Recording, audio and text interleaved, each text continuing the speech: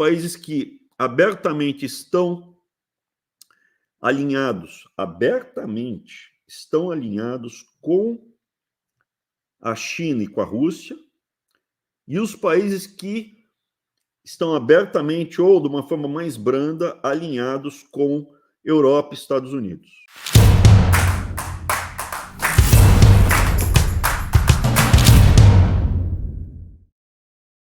E eu estou vendo um cenário que é absolutamente horroroso, começou, para mim a Terceira Guerra Mundial já começou, não vai ter bomba nuclear caindo na sua casa, não vai ter campo de concentração, seu filho aí no Brasil não vai para a guerra. Mas eu acho que o mundo já está na Terceira Guerra Mundial, já começou. A extensão, a quantidade de mortes e o que vai acontecer que a gente vai discutir.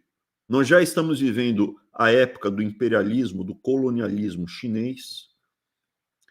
E o que eu percebi é que, infelizmente, o Lula quer ser o terceiro eixo dessa dupla do mal.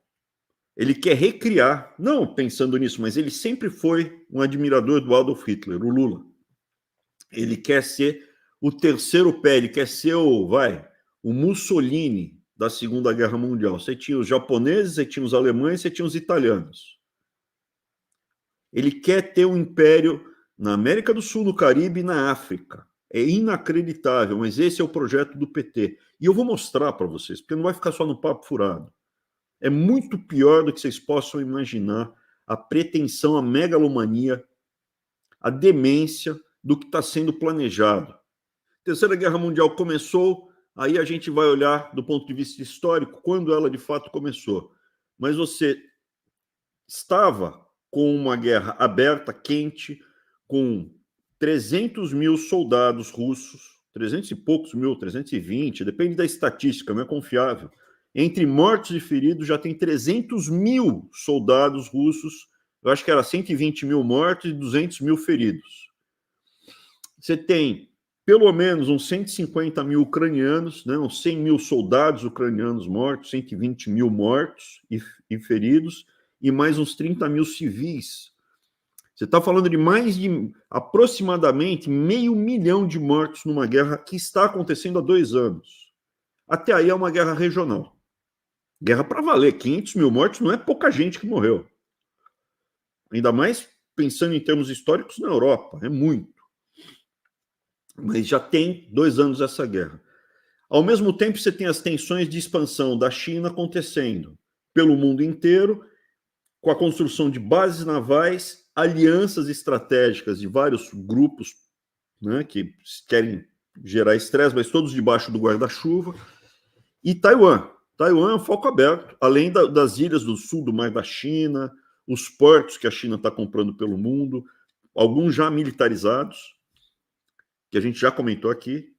E aí, quando o Putin, recebendo apoio chinês aberto, declarado, não está escondido, está recebendo equipamento, apoio, tudo, ele se vê contra a parede, ele vê que a tensão está aumentando, está aumentando, está aumentando, ele manda, já está confirmado também, as conversas do Putin, dos russos, com Irã, Hezbollah e Hamas, para ir para cima de Israel, já é oficial. Abriu um segundo foco de estresse contra o Ocidente, porque a Ucrânia ficou de pé com apoio da OTAN, com apoio da Europa Ocidental e dos Estados Unidos. Senão não teria ficado de pé. E aqui eu não vou entrar no mérito, quantas pessoas morreram, não, porque o Hamas matou civis israelenses, estuprou as mulheres, queimou os bebês. Israel está passando rolo compressor por cima de Gaza e está matando civil também. Não é o foco principal de Israel matar civil, mas morre também. Não estou entrando no mérito, não vou começar a discutir se tem judeu bonzinho, malvado, muçulmano bonzinho, malvado. Vou analisar só a parte geopolítica da coisa. A guerra em Israel, ela faz parte de um bloco. Se você pegar quase uma linha vertical, na Ucrânia em cima, Israel e ao sul, porque Israel fica ali no canal de Suez, para a passagem dos navios entre o Mediterrâneo e a Europa. Amplia aí, por favor. Pode ampliar. Aí, isso daqui é o fluxo de navios pelo mundo. O mundo não funciona sem o comércio marítimo. Como é que é o fluxo de comércio marítimo pelo mundo? Você tem o principal canal aí de comunicação, um dos principais, né, entre a Ásia e a Europa e a costa leste americana, ele vem pela entrada do Mar Vermelho, ali tem o chifre da África, Bab el-Mandeb, é o canal estreito natural que tinha, sobe o Mar Vermelho e passa pelo canal de Suez. Os dois pontos de estreitamento dessa rota, são três, né? Tem Gibraltar, que está na mão dos ingleses, do outro lado fica o Marrocos, né? Então ali está tranquilo. Mas tanto o canal de Suez já foi foco de turbulência, mas principalmente o sul do canal do Mar Vermelho, ele está sob intenso estresse. Você está tendo uma guerra aberta com centenas de milhares de mortos já. Estamos falando de mais de 100 mil mortos já no Iêmen, que é do lado da Península Arábica, é um paizinho no sul, que é onde tem uma maioria xiita, então tem o apoio do Irã, e a Arábia Saudita joga bomba, míssil, dá munição para o governo ou para a parte sunita e para cima dos caras. Está tendo guerra e ali saíram os mísseis e saem ataques eventuais para navios, jogam míssil em Israel. É aí que está um estresse. E do outro lado você tem a base em Djibouti, da base da Marinha Chinesa, é a única base oficial da Marinha Chinesa fora da China. Isso está aberto, já está declarado. Se você fechar o estreito do Mar Vermelho, os dois, ou um só, tanto faz fechar um ou dois, você teria que fazer o contorno pelo sul da África, passando pelo Cabo da Boa Esperança, né? Aí está como Good Hope. Você tem vários pontos de obstrução. Se você ampliar o mapa, for para o sul da Índia, você tem a Sri Lanka, Ceilão, ou Taprobana. Antigamente era Taprobana, né? Sri Lanka está na mão dos chineses. O porto principal de Sri Lanka foi comprado por 99 anos, alugado, né? Pelos chineses. Os chineses foram lá, corromperam o presidente, corromperam generais, corromperam todo mundo, dá dinheiro. O país ficou extremamente instável, desestabilizou completamente Sri Lanka. É uma ilhazinha no sul da Índia. E o porto está na mão deles. Eles consolidaram o poder deles em Sri Lanka e hoje não tem nem condição de questionar a dominância da China nessa região. Ali em Hormuz, que é o estreito do canal de Hormuz, né, perdão, o estreito que é no Golfo Pérsico, por onde passa o petróleo. Ao sul tem o Paquistão, também está na mão da China, e o Paquistão faz parte da Rota da Seda. Onde já estamos em guerra, você tem ao norte, onde está o primeiro círculo, né, lá no Mar Negro, acima do Bósforo, é a Ucrânia, ali está guerra pesada, em Israel guerra pesada, e no sul do canal, no sul do Mar Vermelho, você tem também ali no Iêmen guerra aberta, explícita, e o próprio canal está todo complicado ali com pirata, realmente ficou prejudicado o comércio. Esse foco está principalmente Rússia e os aliados, as proxies dos aliados chinês e russo, que seria basicamente os xiitas, tá? O Hamas não é xiita, mas é aliado russo. O que pode acontecer agora? Se a China, se você olhar para o extremo oriente, ali no Mar da China, no lado direito ali do mapa, você vai ver que a China ela depende muito do comércio internacional marítimo. Ela precisa importar alimentos, ela não tem alimentos o suficiente para manter a população dela. Ela precisa importar petróleo, ela precisa importar tudo, porque ela tem a mão de obra para manufaturar as coisas. E o comércio todo pelo Mar da China, ele pode ser rapidamente obliterado por Taiwan, por Japão, por Coreia do Sul, ou por Guam, ou Filipinas, que são bases. Os Estados Unidos têm base em Guam, país Guam, né? Uma ilha é dos Estados Unidos. Você tem bases militares em Okinawa, você tem um monte de bases militares na saída da China. Se os Estados Unidos obliterar ali, eles tentariam passar por terra. E uma das saídas seria pelo Paquistão, ou vindo buscar os recursos naturais mesmos na Rússia. gás, petróleo, enfim, alimentos, o que vier. O que é importante as pessoas terem em mente,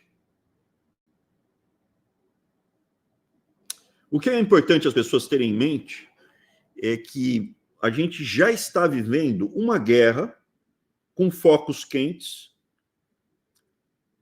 que está acontecendo sobre a mesma lógica em várias partes do mundo. E a parte estratégica nesse momento das guerras é o comércio marítimo.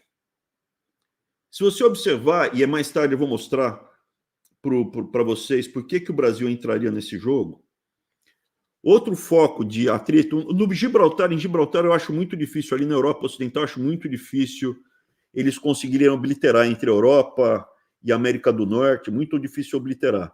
Mas uma parte grande do comércio marítimo americano passa pelo Canal do Panamá, passa pela saída do rio Mississippi no Golfo no Golfo do México. Isso é, entre a Flórida e o Texas, tem o rio Mississippi, a Foz, ali é um ponto importante. O que acontece aí?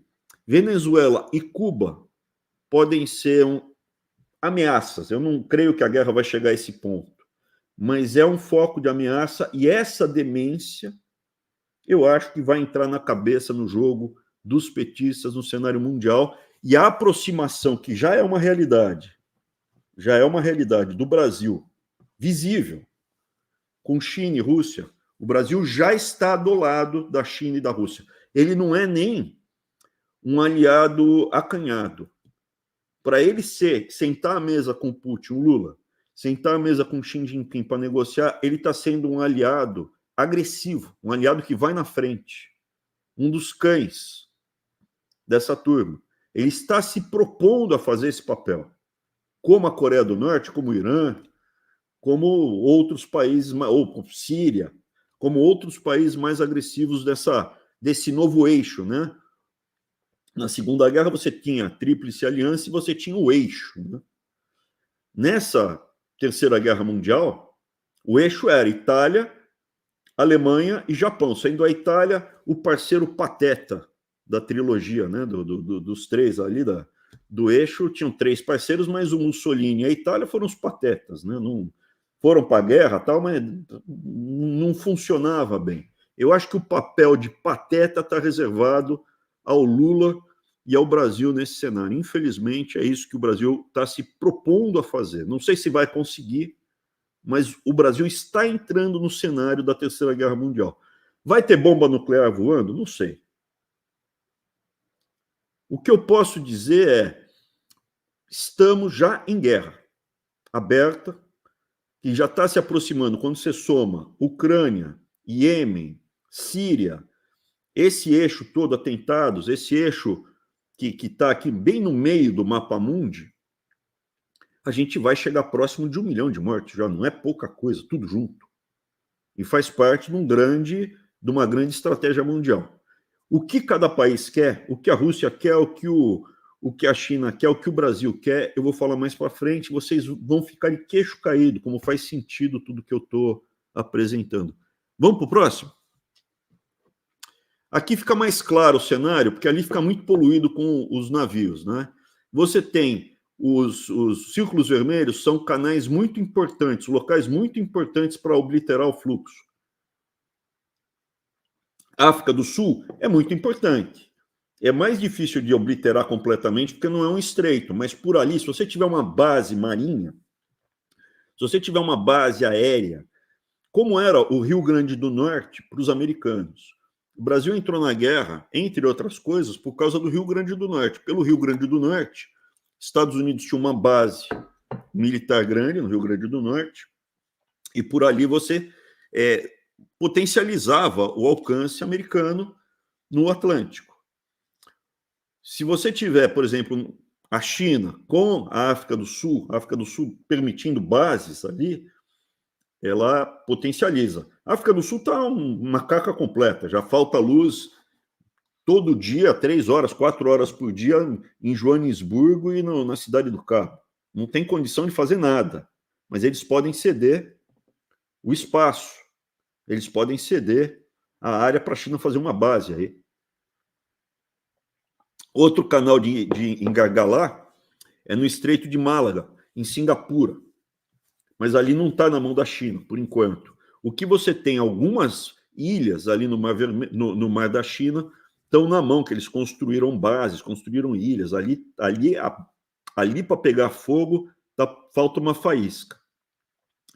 O outro lugar que é canal de engargalamento, que aí sim é foco, é ali no Caribe e principalmente no Canal do Panamá. O Canal do Panamá não tem risco de cair na mão do Brasil, mas Venezuela, Cuba, Guatemala, esses países podem ser ameaças, sim, e trazer a guerra mais próximo para o cenário brasileiro. O Brasil ficaria fora de bomba, de tiro, de guerra, mas a pressão geopolítica, não de soldados, mas a pressão econômica do Brasil estruturar, fomentar, dialogar, estimular ditaduras a permitir. A Venezuela já tem bases, já tem soldados, já tem inteligência russa e chinesa na Venezuela. O Brasil vai dar o apoio e a força necessária desde que a China e a Rússia atendam os interesses imperialistas brasileiros. Repara o que eu estou falando, os interesses imperialistas do PT e do Lula. Interesse imperialista. O Lula não quer mandar só no Brasil. Ele quer expandir a área de influência do PT e dele para a América do Sul inteira, para o Caribe e para parte da África. Esse é o projeto, igual o Mussolini, que queria, agora temos um império, nós queremos aqui a África, queremos a Grécia, a Albânia. Tentou invadir a Grécia, levou um pau. No meio da guerra, o Hitler teve que socorrer os italianos lá, o Mussolini, porque levaram um pau da Grécia. Conseguiram invadir a Albânia, foram invadir a Grécia, ridículo. Eles vão fazer isso, o Brasil vai começar a jogar esse jogo, por enquanto, político, geopolítico, sem guerra, sem é uma guerra menos quente do que seria a Segunda Guerra Mundial, por enquanto. Já tem focos quentes. Essa parte, o Brasil já está na Guerra Fria. Na parte fria da guerra, o Brasil já entrou. Passa o próximo, por favor.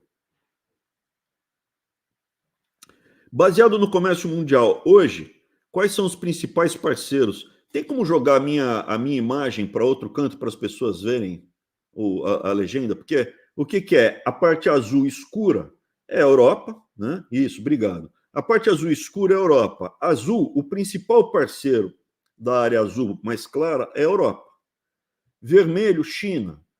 Os principais parceiros da China estão em vermelho. A Austrália, o principal parceiro comercial, é China. Não quer dizer que a Austrália está completamente na mão dos chineses. Os chineses tentaram subornar, teve corrupção, teve suborno, principalmente de senadores, congressistas, congressista australiano recebendo dinheiro. Isso está comprovado, está documentado.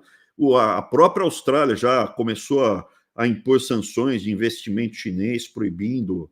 Eles dão dinheiro na mão dos congressistas chineses, dos congressistas australianos, e os caras apoiam abertamente a política chinesa em detrimento dos interesses do país. Se na Austrália o congressista australiano foi corrompido pelo chinês, imagina no Brasil que não está acontecendo. Então, as áreas principais aqui na África, todo mundo já sabe, essa parte da Oriente Médio, Ásia Central, já está na mão do comércio chinês, e aí já está politicamente também. Então, Irã, há muito tempo, é Rússia e China. Paquistão, Afeganistão. Em contrapartida, a própria Sri Lanka, ali no sul da Índia, você tem a ilhazinha do Sri Lanka, está na mão dos chineses, já integralmente. Mas você tem alguns países em vermelho que não estão sob influência da China. E Estados Unidos, o que sobrou de área econômica que ainda negocia e comercializa principalmente com os Estados Unidos é Canadá, o México, América Central, Colômbia e Equador. Então esse que é o cenário econômico. A China tem condição de fazer um estrago muito grande, já é o mundo já está bem dividido. Próximo, por favor.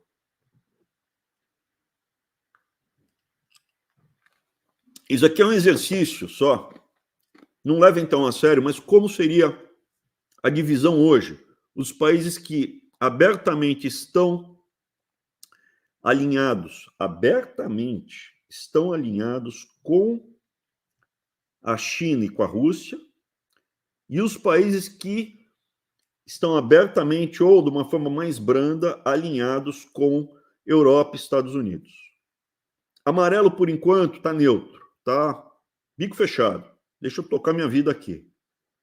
Mas abertamente, do nosso lado aqui, você tem Venezuela, Cuba e a Guatemala ou Nicarágua, agora esqueci, esse paísinho da América Central, eu acho que é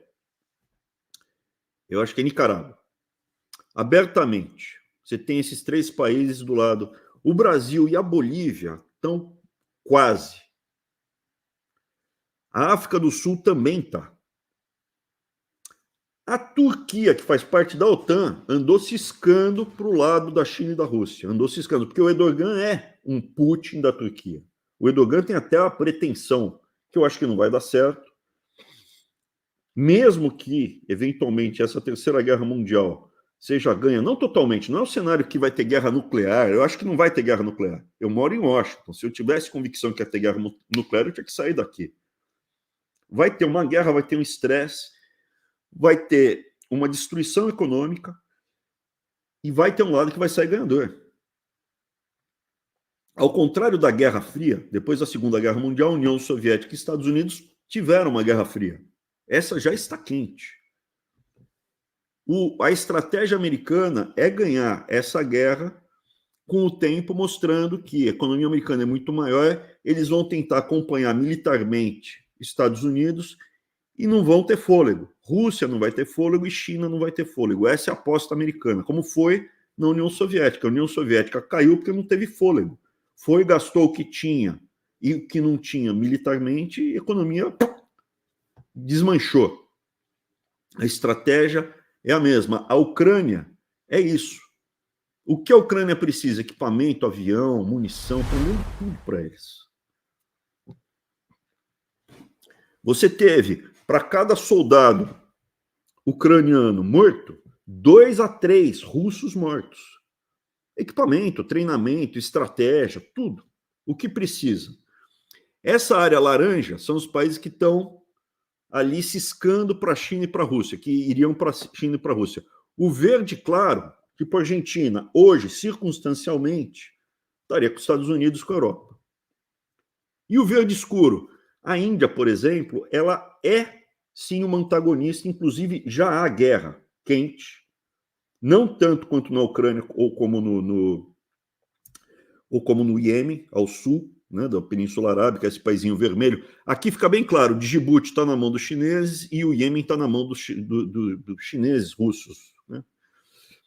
A Índia, ela tenderia muito a ir para os Estados Unidos, inclusive na questão da guerra. Por quê? Porque já existe conflito com o Paquistão, que é próximo China e Rússia, é um atrito aberto, né? E já há guerra, já houve mortes de soldados chineses com soldados chineses por disputa territorial, no norte da Índia, no sul né, seria ali a fronteira Índia com China. Além de toda a parte do Oceano Índico, que é o que a China quer. A China quer o controle dessa parte do Oceano Pacífico e do Oceano Índico para poder ter matéria-prima, para ter o espaço vital, como Hitler falaria, para tocar o seu mundo. É da África, do Sudoeste Asiático, é da Austrália, de onde eles tiram os recursos naturais deles. Eles não têm recurso natural para manter. Fechando aqui, ainda teria América do Sul, Brasil, para abastecer o que falta. Eles estão buscando isso. E a Rússia? Recuperar a área de influência da antiga União Soviética. Visivelmente. E o Brasil? Eu vou falar o que o Lula está querendo. O Lula está falando o que ele quer. Próximo, por favor. Então, isso é uma proxy do que hoje eu vejo o quadro, tá? Põe o próximo. Esses países foram... agora teve Israel. Esquece a questão humana. Israel fica localizado justamente num dos focos centrais da passagem, é a única plataforma ali do mundo ocidental, da Europa e Estados Unidos, alinhado com essa cultura, com esses valores ocidentais naquela região. Você teria dois para fazer, seria o Líbano e Israel. Você criou dois países nessa região, um para os cristãos, que era o Líbano, foi criado pelos franceses o Líbano, os cristãos que estavam sendo massacrados no final do Império Otomano, na Primeira Guerra Mundial, os cristãos estavam sendo massacrados naquela região. Então vamos criar um país para eles poderem se refugiar. Tinha 80% de cristãos no Líbano. O Líbano foi sendo... mudou a demografia do Líbano. Hoje tem mais libanês fora do Líbano, cristão libanês, tem muito mais cristão descendente de cristãos libaneses fora do Líbano do que no Líbano, muito mais. E Israel foi criado depois da Segunda Guerra Mundial. Israel é o único que ainda está de pé naquela região. Estrategicamente, fechou o canal de Suez, deu algum problema, é Israel que vai reabrir. É dali que vai sair, ou vai ser com porta-avião americano, mas é daqui que vai sair a solução. Então, Israel é uma proxy. E você tem os países, teve o atentado, então a Rússia pegou, mandou a mensagem para os aliados dela, para o Hezbollah, para o Hamas, principalmente, né? Mandou para o Hamas, para o Irã, toca a ficha. E eles fizeram um movimento. Num primeiro momento, quem saiu dando apoio ao Hamas, falando, Hamas, legal, muito bom, foi a Argélia, foi o Irã, foi a Síria. E os países que falaram, olha, o Israel, mesmo sofrendo o atentado, está errado. Venezuela, Colômbia, com Petro. Colômbia perdeu a eleição, então a Argentina hoje está do lado americano e europeu. Mas a Colômbia, que estaria naturalmente ao lado dos Estados Unidos e da Europa, perdeu, então o presidente já... Israel sofreu atentado e eles condenaram Israel e Venezuela, Cuba, África do Sul, Coreia do Norte. O Brasil, no primeiro momento, ele condenou o ataque, falou, não, está errado o que o Hamas fez. Passo próximo. No segundo momento, deve ter tido troca de mensagem, deve ter tido já conversa, o Brasil já flipou de lado. E olha o que aconteceu. Você tem uma parte grande, aumentou a parte de países condenando Israel,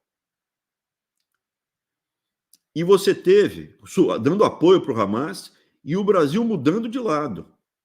Visivelmente o Brasil flipou o lado. Quem ficou dando apoio, esquece a parte humana, pensa só no geopolítico.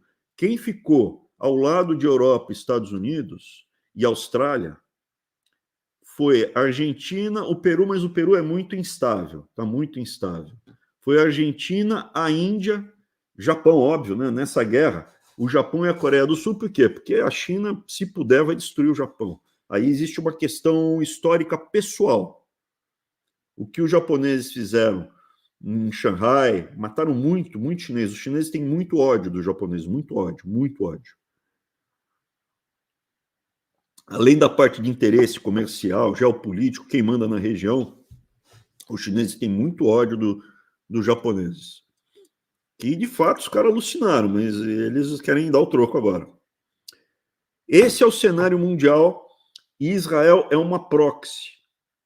A discussão de Israel foi tão intensa, veja, para vocês verem a questão de Israel do ponto de vista geopolítico.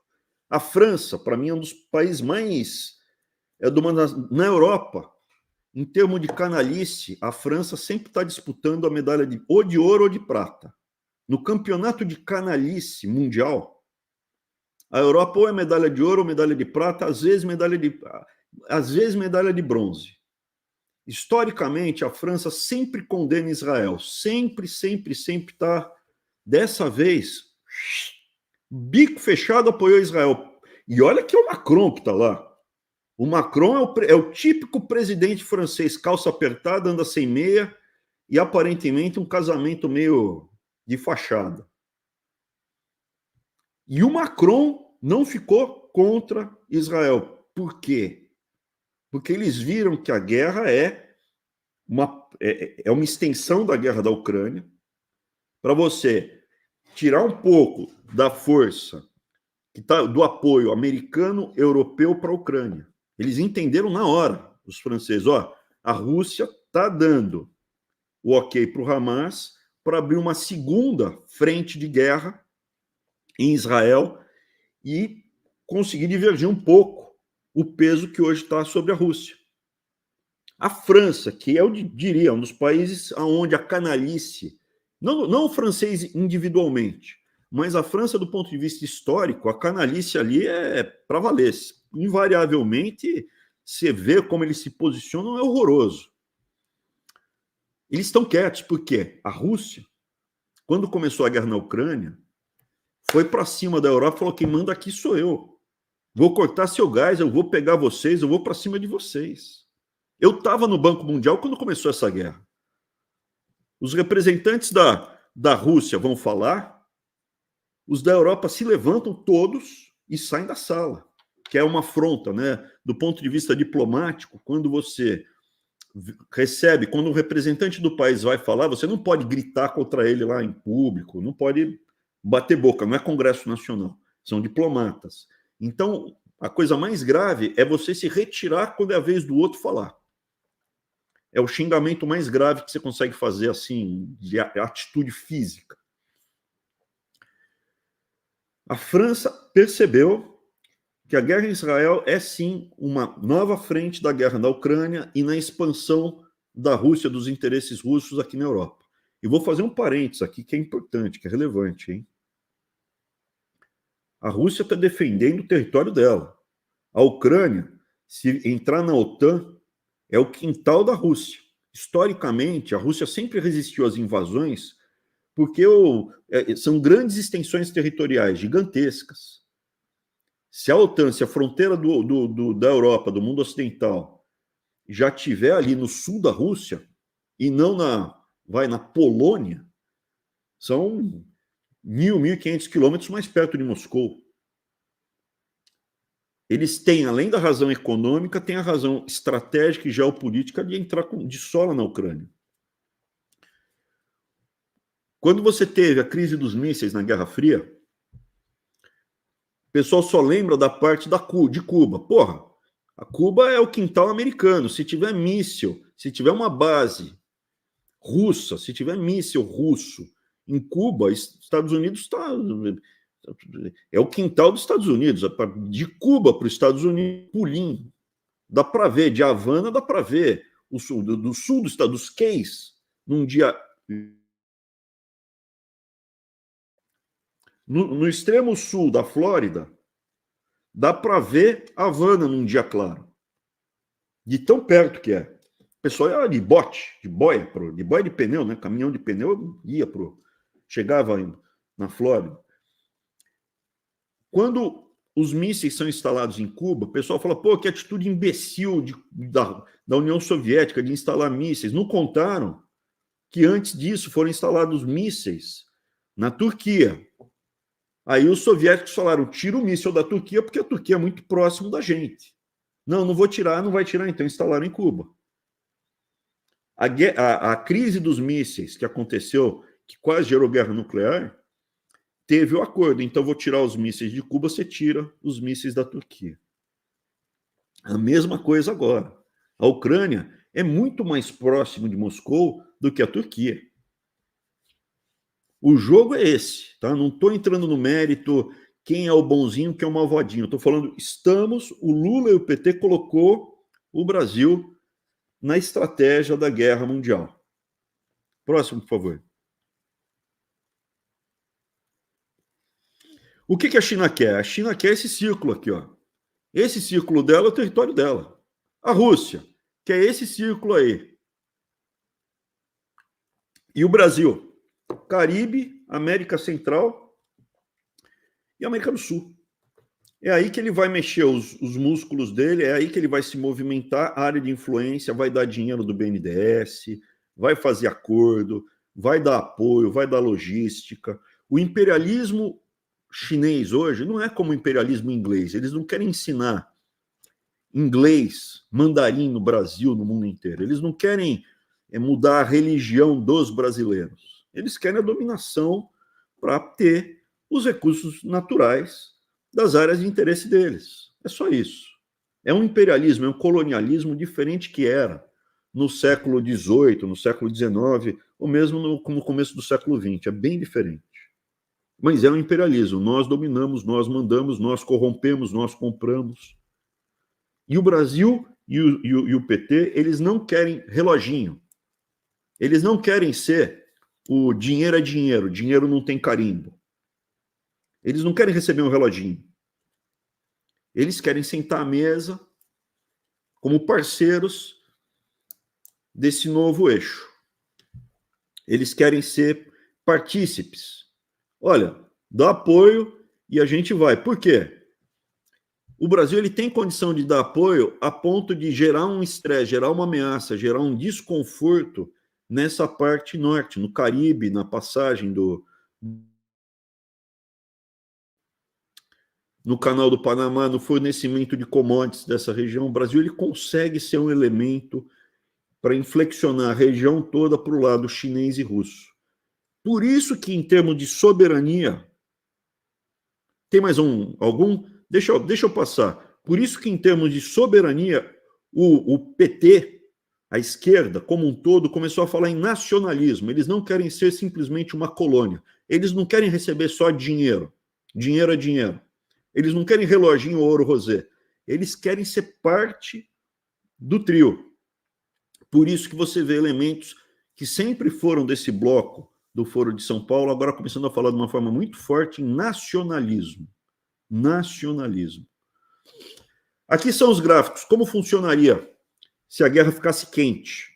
Guerra quente. Por enquanto, é uma guerra fria na parte de Taiwan e na parte do Caribe. Onde está vermelha a guerra? Estão os círculos primeiros. Então, você tem o círculo vermelho. Começou na Ucrânia, guerra quente.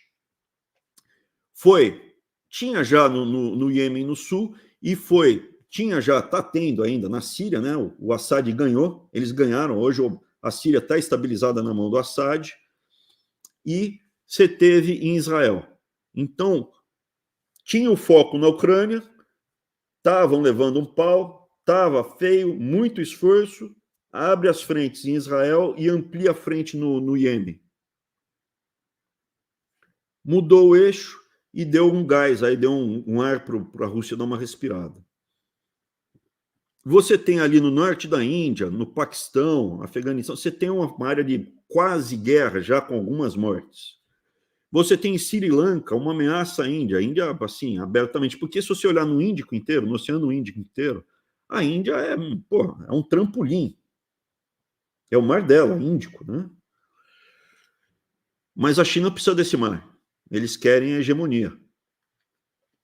Mas o que seria o gatilho para a guerra chegar mais próxima do Brasil? Você tem, tanto na parte norte, Coreia do Norte, Japão, que é a área de passagem de fluxo marítimo chinês. Você tem Taiwan, é o segundo círculo laranja, indo de cima para baixo.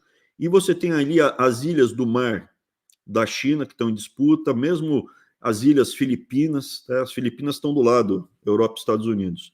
Ali é um foco, porque ele oblitera completamente o tráfego chinês. Se você pensar do ponto de vista, a China precisa do comércio, e toda a rota de comércio marítimo, a passagem está na mão do que seriam os inimigos dela. Se aqui tiver guerra aberta, do mesmo jeito que a Ucrânia, eles abriram uma frente em Israel, veja, abriu uma frente de guerra, beleza. O que você faz? Você leva a guerra, você abre uma frente de guerra no quintal do vizinho. Vou instalar míssil na Turquia, vou instalar míssil em Cuba. Eu estou dando apoio militar, está tendo guerra na Ucrânia. Vou abrir uma guerra em Israel. Vou abrir uma guerra no Mar Vermelho. Estourou uma guerra aqui no Mar da China. Escrevam o que eu estou falando. Vai ter pelo menos ameaça, confusão e tumulto no Caribe, com o apoio do Brasil. O deslocamento dali do foco, por quê? Porque aqui, Estados Unidos, se tiver qualquer estresse, tem que botar 2, 3 porta-aviões aí.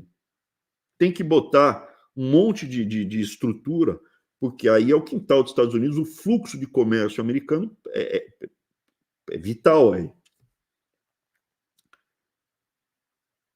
Passa o próximo, por favor.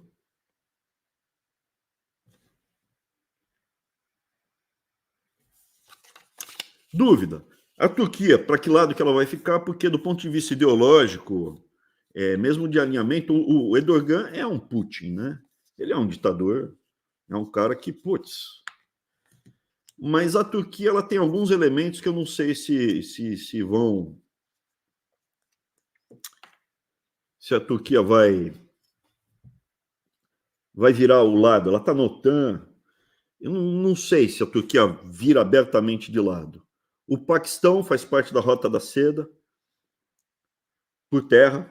O Paquistão, assim, se ali tiver briga, já tem uma briga histórica com a Índia, porque teve a divisão, quase teve. Os dois países têm bomba nuclear, já teve troca de tiro, historicamente, várias vezes da Índia com a China, ali para acompanhar. E a África subsaariana, por quê? Porque é a área de disputa, isso é a África Negra, né? Abaixo do Saara, né? É onde a China está entrando pesado por recursos naturais e o Brasil quer também cantar de galo lá. Acho que acabou? Não, tem mais um slide, por favor. Historicamente, quando a gente olhar do ponto de vista histórico, vai ter um marco. A Segunda Guerra começou quando? Segunda Guerra Mundial, historicamente, o marco histórico é a invasão da Polônia por Adolf Hitler e por Stalin. A Polônia ela foi invadida, foi combinado, tinha um acordo entre o Stalin e Hitler para... Começou junto, os alemães invadiram a parte ocidental e a Rússia tomou a parte oriental, a Polônia ficou dividida no primeiro momento. É o marco da Segunda Guerra Mundial. Só que a Segunda Guerra Mundial começou antes. Ela começou quando você teve a invasão. Pô, a Tchecoslováquia foi invadida pelo... Né, primeiro os Sudetos, né, partes da Tchecoslováquia foram invadidos por Hitler. Ou antes disso, a Áustria foi invadida por Hitler. Foi invadida assim, abriram os portões e entraram, não teve troca de tiro. Ou, se você quiser olhar de um horizonte mais amplo, a Segunda Guerra Mundial começou mesmo na Guerra Civil Espanhola, em 1936. Ali já foi uma proxy da Segunda Guerra Mundial. Historicamente, eles vão colocar um marco. Qual é o marco da Terceira Guerra Mundial? Eu não sei te dizer se vai ser Ucrânia, se vai ser... Não consigo, historicamente, eu não consigo determinar o marco. A crise dos mísseis deveria começar com a instalação dos mísseis na Turquia, uma provocação dos Estados Unidos e da Europa Ocidental à União Soviética. E aí, a União Soviética deu troco, foi lá e instalou os mísseis em Cuba. Mas não, o marco é simplesmente Cuba. Eu não sei como a história vai ser contada, porque eu ainda não sei quem será o ganhador da história. Eu acho que vai ser Estados Unidos e Europa, principalmente Estados Unidos. A Europa é o parceiro menor. Mas vamos acompanhar, né? Para isso existe o Weintraub sem filtro. Se cair bomba nuclear, o Elvis toca aí, porque aí eu, eu vou ter um probleminha físico para fazer o Weintraub sem filtro. Põe lá de novo o slide, por favor. Eu não vi o resto. Do ponto de vista histórico, o último slide, por favor, Elvis. Do ponto de vista histórico, para mim, um dos marcos que poderia ser o começo, o último slide dessa apresentação. Um dos marcos que poderia ser o começo da Terceira Guerra Mundial poderia ser a Covid. Por quê? Se a Covid foi feita em laboratório, e hoje eu acho que foi feita em laboratório, por que você acha que ela foi feita em laboratório? Porque proibiram pesquisar como ela surgiu. Repararam que não se fala mais como a Covid começou, se foi comer o morcego, se foi o tatu-bola, que eles comiam tatu-bola. Como começou essa porcaria? Eles não falam mais. Proibiram pesquisar, proibiram divulgar. Ela foi solta, foi feita em laboratório, foi planejado, isso foi guerra biológica. Era uma arma biológica que estava sendo manipulada em laboratório, aparentemente é isso. Me provem o contrário, pesquisem e deem transparência. Terceira Guerra Mundial, se hipoteticamente Covid foi feita em laboratório e foi solta intencionalmente, foi o começo da Terceira Guerra Mundial.